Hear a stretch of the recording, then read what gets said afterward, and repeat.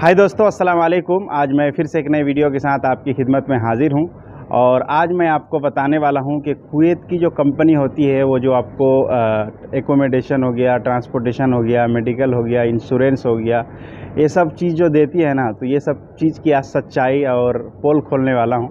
आप लोगों को वीडियो पूरा देखना पड़ेगा और मैं जो यहाँ की सच्चाई है वही आपको बताऊँगा कि एक कंपनी एक रूम में कितने बंदा को रखती है और रूम कितना बड़ा होता है, बाथरूम कैसा होता है, किचन कैसा होता है, ये सब चीज़ के बारे में बात करेंगे। वीडियो को स्टार्ट करने से पहले आपसे एक छोटी सी रिक्वेस्ट करूंगा कि अगर आप मेरे चैनल में नए हैं तो प्लीज़ इस चैनल को सब्सक्राइब कर लें और अगर आप मेरे वीडियो को फेसबुक पेज में देख रहे हैं तो इस पेज को फॉलो करें, लाइक करें और शेयर भी कर दें। तो चलिए वीडियो को स्टार्ट। आज का जो टॉपिक है वो ये है कि कुवैत में कंपनी आपको क्या क्या देती है। सबसे पहले मैं आपको बता दूं कि सबसे पहले आपको एकोमोडेशन देती है। अब एकोमोडेशन क्या है उसके बारे में आपको समझाता हूं।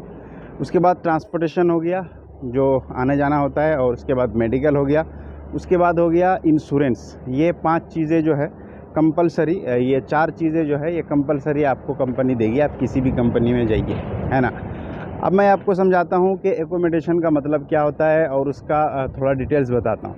एकोमोडेशन का मतलब होता है रूम, आप जहाँ रहते हैं, जहाँ आप स्टे करते हैं, रात में जहाँ सोते हैं। अब रूम कैसा होता है, एक रूम में कितने आदमी को रखती है कंपनी, तो मैं आपको बता दूं कि कुवैत में जो बिल्डिंग होती है वो अलग होती है, काम करने का जगह अलग होता है। बिल्कुल हर कंपनी का यही है। ऐसा नहीं है कि जहाँ आप काम कर रहे हैं आपको वहीं रहना है या फिर आपको वहीं रख रही है, ऐसा बिल्कुल नहीं है। आप जहाँ काम कर रहे हैं, काम करने का जगह आपका अलग होगा और दूसरी चीज़ की आपको रखेगी अलग। तो जो रूम होता है, तो रूम में एक रूम में 4 आदमी को रहना पड़ता है। सिंगल बेड होता है, जो हॉस्टल अगर आप कहीं गए होंगे या फिर हॉस्पिटल वगैरह में जिस तरीके का बेड होता है ना, उसी तरीके का बेड होता है। और सिंगल बेड होता है, डबल भी बेड होता है, जिसे 2 ताला आप कह सकते हैं। तो एक रूम में ज़्यादा रूम बड़ा भी नहीं रहेगा, कम से कम वही 8 हाथ का रूम है ना, चारों साइड स्कोर और इस इक्वल चारों साइड रहेगा। और एक रूम में कम से कम 4 आदमी या फिर क्या बोलते हैं कि 3 आदमी, अगर ज़्यादा बड़ा रूम है, थोड़ा बड़ा रूम है, तो उसमें 6 आदमी या 5 आदमी रहता है। अब उसमें आपको सामान वगैरह सारा चीज़ जो है ना, आपको मेंटेन करके एडजस्ट करके रखना पड़ेगा। और दूसरी चीज़ के आपको जो किचन देती है कंपनी, जो आपको किचन देती है ना, वो किचन मान लो कि एक किचन में 5 चूल्हा है, तो उसी एक एक चूल्हा में कम से कम 3 आदमी 4 आदमी खाना बनाना पड़ता है ना। और अगर कंपनी खाना दे रही है तो अच्छी बात है, अगर कंपनी खाना नहीं दे रही है तो आपको खाना खुद ही बनाना पड़ेगा।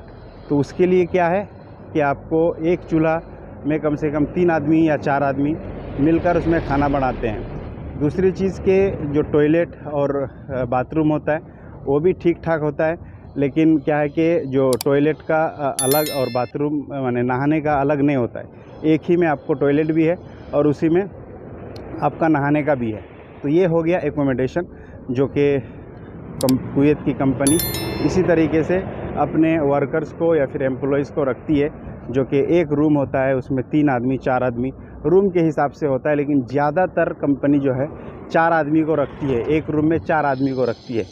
उसके बाद ये है कि ट्रांसपोर्टेशन किसको बोलते हैं। तो ट्रांसपोर्टेशन का मतलब होता है कि आप जहाँ काम करते हैं और वहाँ से आप रूम जानेंगे, है ना। जहाँ मान लीजिए कि आप 2 किलोमीटर 3 किलोमीटर अपने रूम से दूर जाते हैं काम करने के लिए, तो वही आपको जो आने जाना और लेके आना और लेके जाना, इसी को ट्रांसपोर्टेशन बोलते हैं।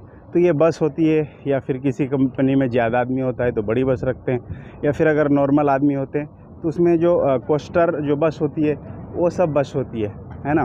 तो ट्रांसपोर्टेशन का भी ठीक रहता है। उसके बाद जो मेडिकल होता है ये बहुत इम्पोर्टेंट है, और बहुत सारे लोग सोचते होंगे कि पता नहीं कुवैत में जो कुवैत में क्या बोलते हैं कि मेडिकल कैसे होता है या फिर मेडिकल किस तरीके से कंपनी प्रोवाइड करती है। तो कुवैत की जो कंपनी होती है मेडिकल, ऐसा नहीं है कि आपको बुखार हो गया या फिर जॉन्डिस हो गया या फिर मलेरिया हो गया तो इस टाइप का भी आपका इलाज कराएगी, ऐसा बिल्कुल नहीं है। आपको मान लीजिए कि आप काम करते हुए आपके साथ किसी तरीके का हादसा हो गया, है ना, चाहे आपको कहीं पे चोट लग गया, कुछ टूट गया हाथ पाँव, तो उस वक्त आपका खर्चा उठाती है कंपनी। उसके बाद आपको एक पैसा भी देती है थोड़ा बहुत, कि हाँ भाई तुम इतना दिन काम नहीं कर सके, उसका हाजिरी भी आपको देगा। ऊपर से आपको कुछ पैसा भी देती है कंपनी, है ना, कि चलो भाई एक तुम्हारे साथ इस तरीके का हादसा हुआ तो चलो भाई तुम इतना रुपया रखो खुशी से, है ना। बाकी खर्चा पानी सब देती है, ये आप इंश्योरेंस कह लीजिए या फिर कुछ भी कह लीजिए।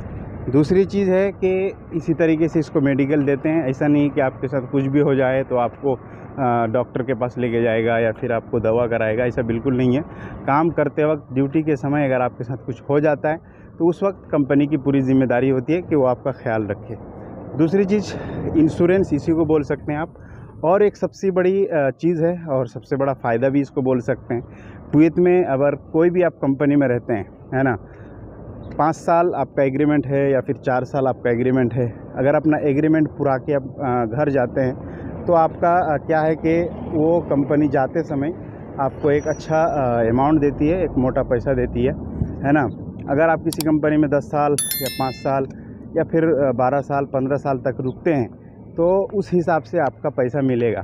ये कंपनी एक घर जाते समय जब आप फिनिश जाते हैं, है ना, कंपनी को आप बोल दिए कि भाई अब हमको काम नहीं करना है, अब हमको इंडिया जाना है, जब आप रिज़ाइन मार के जाते हैं, कि ये कह सकते हैं कि आप जब कंपनी से अपनी नौकरी से रिज़ाइन मार देंगे तो उस वक्त कंपनी आपको एक अच्छा पैसा देती है कि जाओ और जो भी हो इंडिया का कम से कम 4 लाख 5 लाख रुपया, है ना, देती है, ताकि वो उसी पैसा से जाके अपना इंडिया में कुछ कर सके या फिर कुछ खाए पिए जो भी करे। तो ये एक बहुत अच्छी चीज़ है। तो ये सब चीज़ फ़ायदा भी है और यही सब कंपनी देती है। तो ये एक छोटी सी जानकारी थी, आपको सोचा कि मैं आपको डिटेल से बताऊं, क्योंकि हर आदमी की जानने की ख्वाहिश होती है, चाहे जो भी आते हैं या फिर आने वाले हैं।